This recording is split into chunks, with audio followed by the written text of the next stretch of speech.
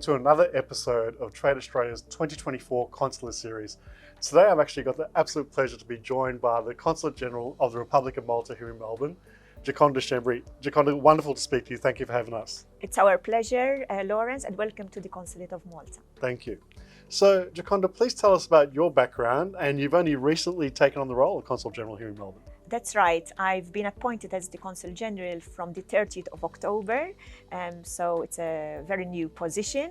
But before that, I was already working at the Consulate of Malta. And if we go even further back, in 1998, I was actually working at our High Commission in Canberra as a Deputy High Commissioner as well. Great. So a lot of international trade, international foreign trade experience yourself. Yes, that's right. Great.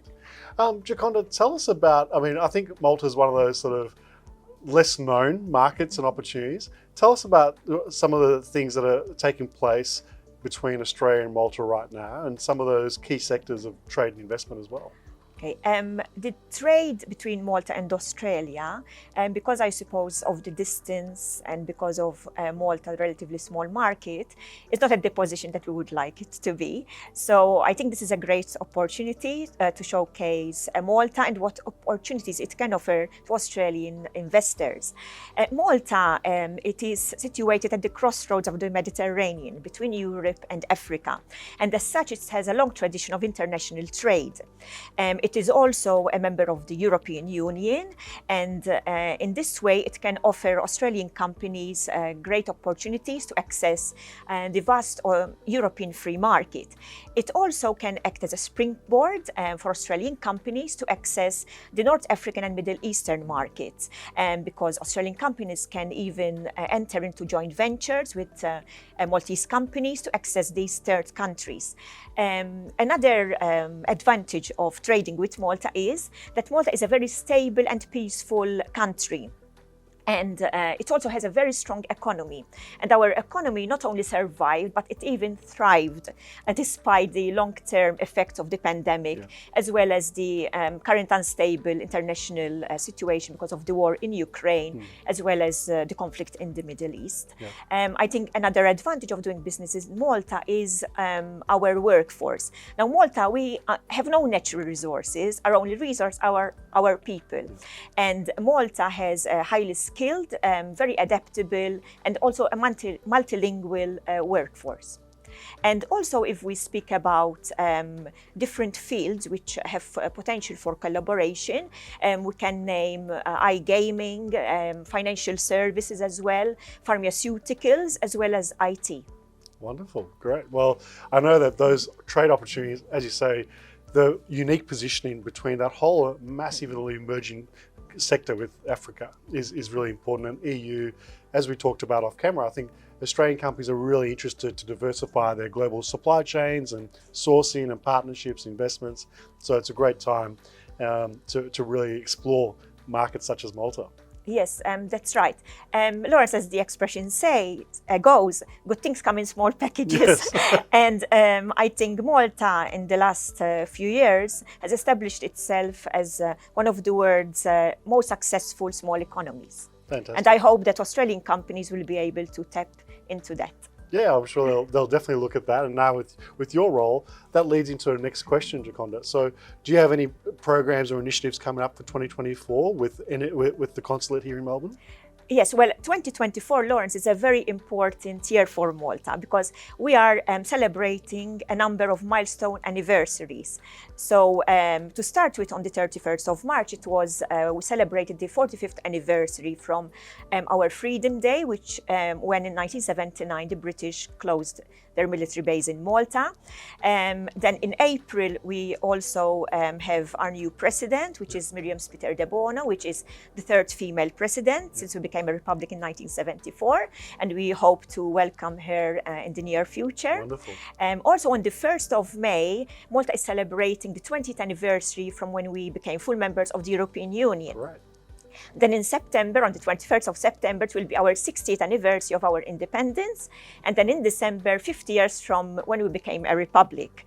So I'm sure that in one way or another, we as the Consulate, together with the High Commission, will commemorate these important events in an appropriate way. Yeah. Furthermore, at the Consulate, we've got a community outreach program where we, for instance, I as the Consul General, I attend a number of functions organized by the very active Maltese associations. I also visit mainstream Australian schools where I give out information about Malta. We also hope to organize the second Maltese Film Festival later on in the year. The aim of our work is, of course, to provide consular services to our large Maltese community. And speaking of that, according to the last Australian census of 2021, there are in the state of Victoria about 17,000 Malta-born residents, and apart from that, 80,000 respondents living in Victoria. They declared their ancestry as Maltese. So these are quite large numbers when one remembers that the population in Malta is just over 500,000. So we've got the consular services that we provide, as well as the main aim of the community outreach program is to promote and preserve our rich Maltese heritage, especially among the young generation of Maltese descent. Yeah, fantastic. I know personally, firsthand, I grew up in Melbourne, and one of my best friends in primary school was Maltese, and such a warm and inviting family. We were really well embraced, and beautiful food, culture, wonderful people with the bajajas. So yes. They were great. Yes, that's right. Yeah, great. So, Giaconda, tell us about some of the things that I've been asking. I know all those initiatives that you do here on a day-to-day basis for the office here with the consul. But one of the things I've been asking all the consul generals as part of the series is how do you, if you like, pitch Malta to Australian companies, individuals for business and also for tourism and all the cultural things? What would you sort of package up as a summary for some of the best things about Malta?